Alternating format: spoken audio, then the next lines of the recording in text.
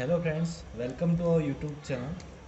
आज हम MCom same 3 में मैनेजमेंट अकाउंटिंग 1 में unit 3 chapter number 1 various analysis reconciliation of profit, इसका सम 14 मार्क्स में गुजरात यूनिवर्सिटी में तीसरे नंबर में आता है।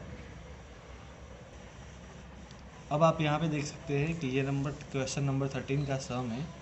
ऐसा ही बिल्कुल सम गुजरात यूनिवर्सिटी 2018 के पेपर में 14 मार्क्स में पूछा गया था, सेम टू सेम वही रकम के साथ।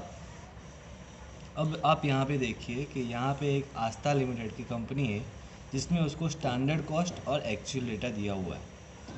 इस एक्चुअल डेटा में सभी हमारे पास जितने खर्चे किए हुए हैं और सेल्स कितनी हुई वो सब हमें दिया हुआ है। स्टैंडर्ड कॉस्ट का मतलब ये है कि उन्होंने एक बजट तय किया था कि इतने में इतने यूनिट प्रोड्यूस करेंगे तो इतना सेल्स होगा और जिससे उनको कितना प्रॉफिट होगा, वो सब पहले स्टैंडर्ड कॉस्ट कार्ड में आएगा। दूसरे नंबर में है एक्चुअल डेटा, जिसमें ऐसा है कि उन्होंने कितना डेटा प्रोड्यूस किया, किस हिसाब से प्रोड्यूस किया और इसको कितने में सेल किया और उसके बाद उनको कितना प्रॉफिट हुआ, वो सब यहाँ पे है। तो अब इसके हिसाब से हमें सभी वेरिएंसेस और रिकन्सिलेशन प्रॉफिट फाइंड करना है। अब आप यहाँ पे देख सकते हैं कि मटेरियल कॉस्ट हमें 2 kg एट ₹10 पर kg के हिसाब से 20 रुपीज़ दी हुई है। डायरेक्ट वेजिस 2 आवर्स, इसका मतलब ऐसा है कि एक यूनिट प्रोड्यूस करने में उसको 2 घंटे लगे, इसलिए उसके 2 रुपीज़ पर आवर, इसके हिसाब से 4 रुपीज़। वेरिएबल ओवरहेड्स वो भी 2 hours at ₹2 per hour, that will be 4। Fix overhead hours 2 at 4 rupees per hour, इसलिए इसका 8। तो टोटल स्टैंडर्ड कॉस्ट हमारे पास 36 रुपीज़ और उनका प्रॉफिट है 4 रुपीज़, तो टोटल सेल प्राइस होगी इसकी 40 रुपीज़। तो इन्होंने यहाँ पे लिखा हुआ है कि normal production capacity 10,000 unit, budgeted production and sales 10,000 unit. यहाँ पे हमारे पास जो बजट है वो 10,000 यूनिट का है उनके पास और 10,000 यूनिट का सेल्स है। अब एक्चुअल डेटा में हम देखेंगे कि मटेरियल कंज्यूम है 16,500 kg एट 9.60 पर kg के हिसाब से 1,58,400 है। तो इन्होंने इतना मटेरियल कंज्यूम किया था एक्चुअल में, और वेजिस है इनके पास 18,000 आवर्स एट ₹1.60 पर आवर, 28,800, और वेरिएबल ओवरहेड्स है 32,400 एंड फिक्स ओवरहेड्स 76,000। यहाँ पे सिर्फ एक प्रॉफिट ही नहीं दिया हुआ है, लेकिन आपके पास actual production and sales at ₹42 per unit into 3,36,000 है। वो हमें इसको डिवाइड करेंगे 42 से, तो इससे हमें मिल जाएगी कितने यूनिट उन्होंने सेल किए थे। तो 3,36,000 डिवाइड बाय 42 करेंगे तो हमें मिल जाएगा 8,000 यूनिट, ये हमारे है। तो अब यहाँ पे हमारे पास सेल्स है, कितने खर्चे हैं, तो इसमें से सेल्स में से खर्चे माइनस करने के बाद हमें इसका प्रॉफिट भी मिल जाएगा एक्चुअल। चलो हम स्टार्ट करेंगे सबसे पहले material price variance.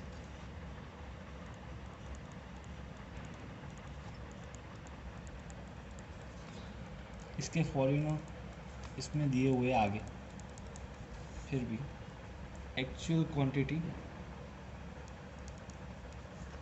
Standard price minus actual price, इसके फॉर्मूला इसके हिसाब से ये है। देखिए, अगर मटेरियल प्राइस वेरिएंस है, इसके अंदर आएगा स्टैंडर्ड प्राइस और एक्चुअल प्राइस वैसे, और बाहर आपको याद रखना है कि एक्चुअल क्वांटिटी कौन सी। तो अब आप यहाँ पे देख सकते हैं कि एक्चुअल डेटा में एक्चुअल क्वांटिटी, अब मटेरियल का वेरिएंस फाइंड करना है तो हमें सिर्फ मटेरियल में ही ध्यान रखना है, दोनों में। तो मटेरियल यहाँ पे देख सकते हैं कि 16,500 kg वो एक्चुअल क्वांटिटी है इसकी। अब आप यहाँ पे देख सकते हैं कि स्टैंडर्ड प्राइस और एक्चुअल प्राइस दिया हुआ है। तो मटेरियल कॉस्ट की स्टैंडर्ड प्राइस है पर kg 10 रुपीज़ है और एक्चुअल प्राइस है 9.60। तो 16,500 इंटू 0.40,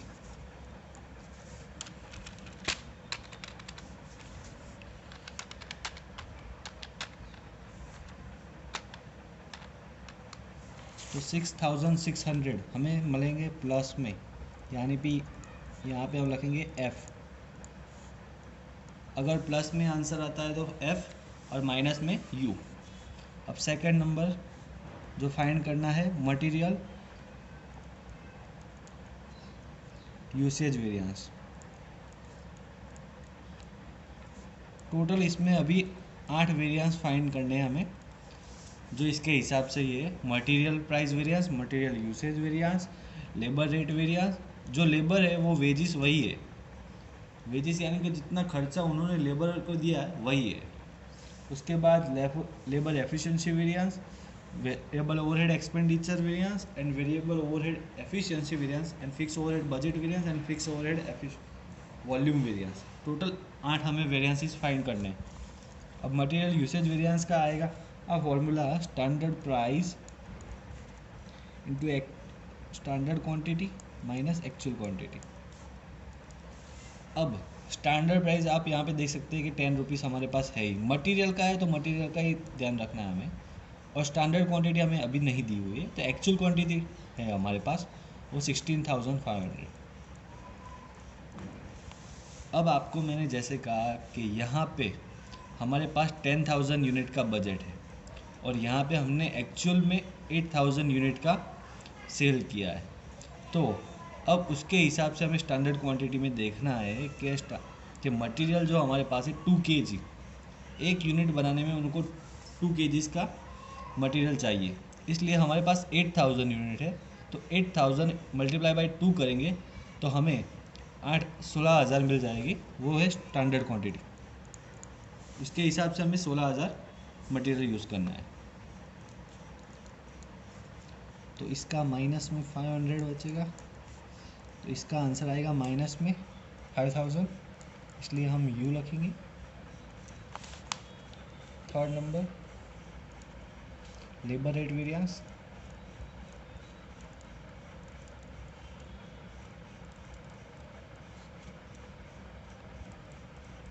इसके फॉर्मूला में आएगा actual hours into standard rate minus actual rate. इसके जैसा ही है, सिर्फ इसमें एक्चुअल आवर्स आएगा और इसमें स्टैंडर्ड रेट और एक्चुअल रेट आएगा। अब लेबर रेट वेरिएंस आया है, तो अब हमें दोनों के डायरेक्ट वेजिस में ध्यान देना है। अगर डायरेक्ट वेजिस लिखा हो, लेबर रेट लिखा हो, दोनों वही है। अब एक्चुअल आवर्स यहाँ पे हमें मिल जाएंगे एक्चुअल डेटा में, वेजिस में 18,000 आवर्स है, वही हमें लिखना है, तो यहाँ पे लिख दिया।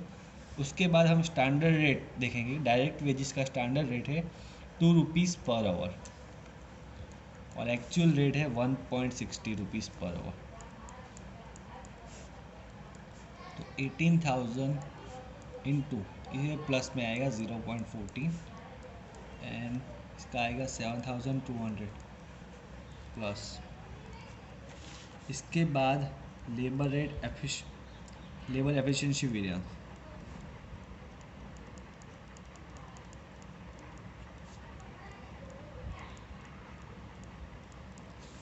इसका आएगा standard rate into standard our minus actual hours. अब आप यहाँ पे देख सकते हैं कि ये भी फॉर्मूला इसके हिसाब से ही है, स्टैंडर्ड रेट्स और standard hours minus actual hours, ज़्यादातर सभी सूत्रों में सेम ही है।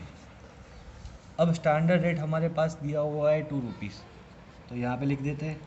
स्टैंडर्ड आवर्स अभी नहीं दी हुई है, अभी पहले एक्चुअल आवर्स हमारे पास जो है वो लिख देंगे हम 18,000। तो अब जिस तरह हमने मटेरियल कॉस्ट में फाइंड किया कितनी क्वांटिटी का है, उसी तरह से हमें स्टैंडर्ड आवर्स भी फाइंड करने हैं। तो अब हमारे पास यहाँ पे 10,000 यूनिट का है, ये 8,000 यूनिट का है, इसलिए 8,000 यूनिट में हमें प्रोड्यूस करने में कितने वेजेस चाहिए वो हमें लिखना होगा। तो यहाँ पे भी देख सकते हैं कि एक यूनिट प्रोड्यूस करने में इनको 2 घंटे लगते हैं, इसलिए हमारे पास 8,000 यूनिट है, तो 8,000 इंटू 2 करेंगे तो 16,000 आवर्स लगेंगे उनको। तो इसका भी आंसर माइनस में आएगा, 2,000 इंटू 2 तो 4,000 माइनस 2,000 4,000 यू और माइनस में। अब 5 में वेरिएबल ओवरहेड एक्सपेंडिचर वेरिएंस,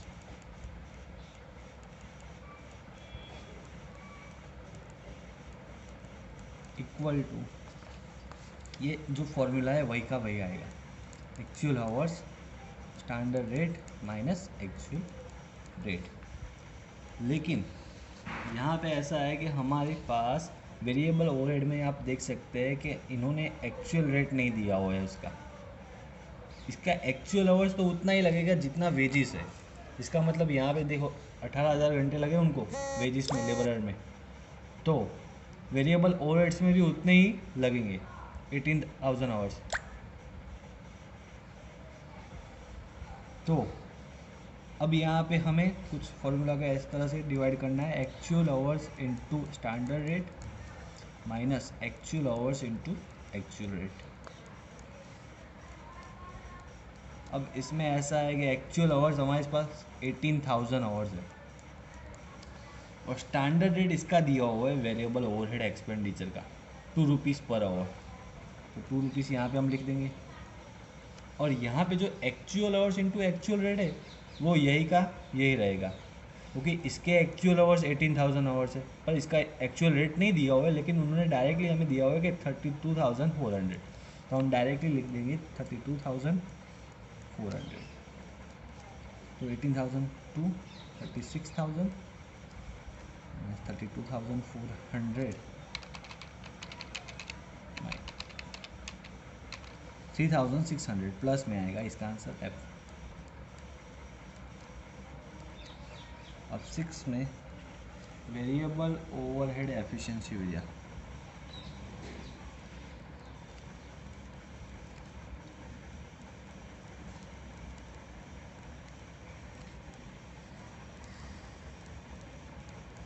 इसमें इसका फॉर्मूला सेम टू सेम वही रहेगा, standard rate standard our minus actual hours.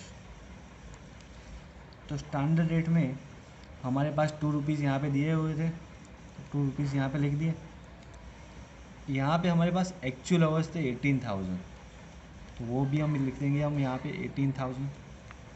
जिस तरह से बाकी का फाइंड किया था मटेरियल में और डायरेक्ट वेजेस में, उसी तरह इसमें भी हमारे पास 8,000 यूनिट है, तो 8,000 यूनिट को यहाँ पे 2 आवर्स है वेरिएबल ओवरहेड्स में, तो 8,000 इंटू 2 करेंगे तो 16,000 आवर्स मिल जाएंगे। तो 2 माइनस 2,000 तो माइनस में 4,000 आएगा।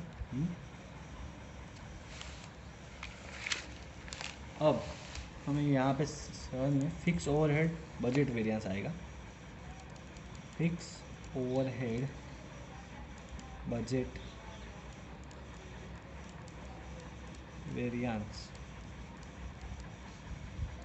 इक्वल टू, यहाँ पे हमें मिलेगा budgeted cost minus actual cost, budgeted cost minus actual cost.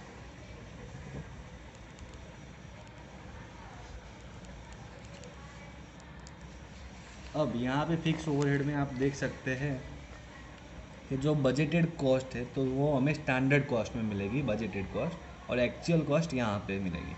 तो एक्चुअल कॉस्ट में डायरेक्टली दिया हुआ है fix overhead is equal to 76,000, तो यहाँ पे हमें 76,000 लिख देंगे। और बजटेड कॉस्ट में आपको ध्यान रखना है, अब यहाँ पे फिक्स ओवरहेड में ही सिर्फ चेंज होगा। यहाँ पे हमें लिखा है 2 hours at per hour 4 rupees, तो अब हमें यहाँ पे ये नहीं करना है कि 8,000 इंटू 2 16,000 आवर्स वैसे 4। अब यहाँ पे हमें देखना है कि कितने भी यूनिट उन्होंने प्रोड्यूस किए हो और सेल किए हो, जबकि यहाँ पे हमें दिया हुआ है कि 10,000 यूनिट है उनका ईयरली प्रोडक्शन में, तो उनको जितना भी खर्चा फिक्स ओवरहेड में होता है ना उतना का वही रहता है। जैसे कि यहाँ पे 10,000 यूनिट के हिसाब से है, तो 10,000 यूनिट इंटू 8 करेंगे तो हमें 80,000 का ही फिक्स ओवरहेड हमें रहेगा, भले ही उन्होंने 8,000 प्रोड्यूस किया हो। पर आपको ये याद रखना है कि फिक्स ओवरहेड में हमेशा फिक्स रेट ही रहेगा जितना यूनिट उन्होंने दिया हुआ होगा प्रोडक्शन में, इसके हिसाब से इसका आंसर आएगा 4,000 प्लस में।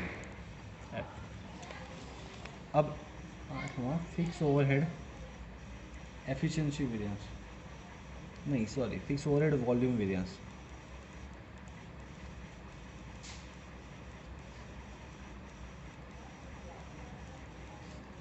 इसमें आएगा standard price actual quantity minus budgeted quantity. Budgeted quantity का है या स्टैंडर्ड क्वांटिटी का है, दोनों एक ही है। अब स्टैंडर्ड प्राइस में फिक्स्ड ओवरहेड में यहाँ पे दिया हुआ है 4 रुपीज़ पर आवर, साइड में देखिए यहाँ पे दिया हुआ है 4 रुपीज़ पर आवर, यह है फिक्स ओवरहेड की स्टैंडर्ड कॉस्ट। तो अब एक्चुअल क्वांटिटी हमारे पास है 8,000 यूनिट है और बजटेड क्वांटिटी 10,000 यूनिट की, तो 4 इंटू 2000 हो जाएगा माइनस में, तो इसका आंसर आएगा -8,000। तो यहाँ पे आप देख सकते हैं कि सभी वेरिएंस हमने फाइंड कर लिए। तो अब हमें दो प्रॉफिट फाइंड करने हैं, एक बजटेड प्रॉफिट है और एक एक्चुअल प्रॉफिट है। तो बजटेड प्रॉफिट के हिसाब से हम यहाँ पे देखेंगे, तो बजटेड प्रॉफिट, तो उन्होंने जितना बजट तय किया था तो उसमें उन्होंने, उनके पास थे 10,000 यूनिट, 10,000 यूनिट थे, तो उनका प्रॉफिट है 4 रुपीज़ के हिसाब से। 10,000 इंटू 4 करेंगे तो 14,000 उनका बजटेड प्रॉफिट था। अब एक्चुअल प्रॉफिट फाइंड करना है, तो यहाँ पे एक्चुअल प्रॉफिट यहाँ से हमें मिलेगा। तो यहाँ पे हमें 3,36,000 है, उसमें से ये पूरे खर्च से माइनस कर देंगे तो हमें प्रॉफिट मिल जाएगा। ये 3,36,000 माइनस इनका टोटल करेंगे 58,000 प्लस 28,800, 32,400, 76,000।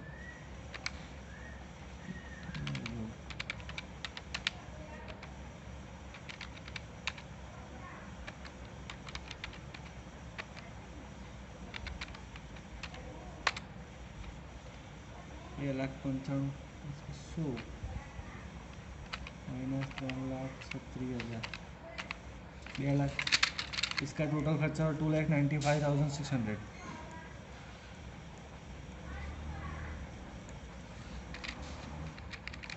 तो इसका आंसर आएगा 40,400। तो अब इसके हिसाब से हमें रिकन्सिलेशन स्टेटमेंट बनाना है जिसमें हमें प्रॉफिट फाइंड करना है। तो यहाँ से हम स्टार्ट करेंगे। तो यहाँ पे सबसे पहले आएगा बजटेड प्रॉफिट, जो है हमारे पास 40,000। तो अब तो यहाँ पे हम स्टैंडर्ड प्रॉफिट लेंगे, बजटेड प्रॉफिट के नीचे स्टैंडर्ड प्रॉफिट आएगा। यहाँ पे हमने काफ़ी सारे वेरिएंस नहीं फाइंड किए हुए, जैसे कि दो है और है, सेल्स प्राइस वेरिएंस और सेल्स मार्जिनल वेरिएंस। वो अगर लिखे होते तो इसमें बजटेड प्रॉफिट में हम यहाँ पे लिखने के बाद दोनों को ऐड करते या माइनस करके उसके बाद जो मिलता वो हमें स्टैंडर्ड प्रॉफिट में मिलता। और दूसरा है कि जिसमें अगर हमारे पास यहाँ पे तो एक ही प्रोडक्ट की बात की हुई है, जबकि किसी और सम में दो प्रोडक्ट हो तो उसमें हमें दो और वेरिएंस अलग से, जैसे कि मटेरियल मिक्स वेरिएंस और मटेरियल यील्ड वेरिएंस। अब यहाँ पे इसका स्टैंडर्ड प्रॉफिट हो जाएगा 40,000। तो अब हमें यहाँ पे भी जितने भी वेरिएंसेस फाइंड किए, cost of variances,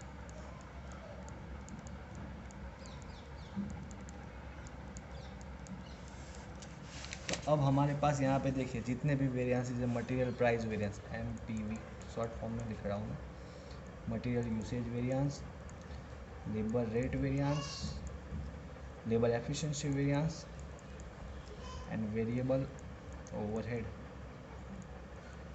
expenditure.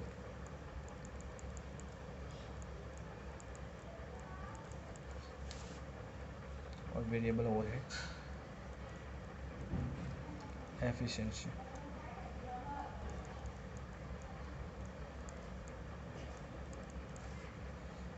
Fix overhead budget variance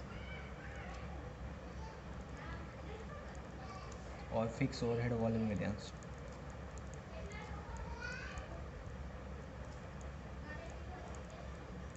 इस सबको माइनस करने के बाद, प्लस करने के बाद हमें जो यहाँ पे मिलेगा वो होगा actual profit,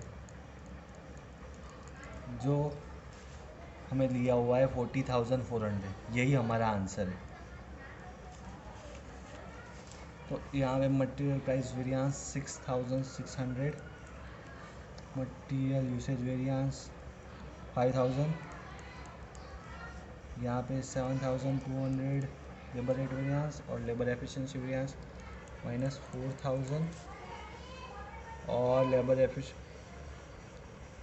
variable overhead expenditure variance में 3600, यहाँ पे ये -4000, ये 4000 प्लस और ये -8000।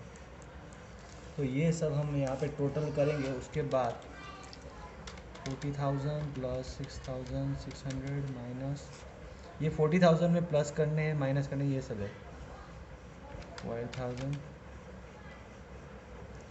7,200 माइनस 4,000 प्लस 3,600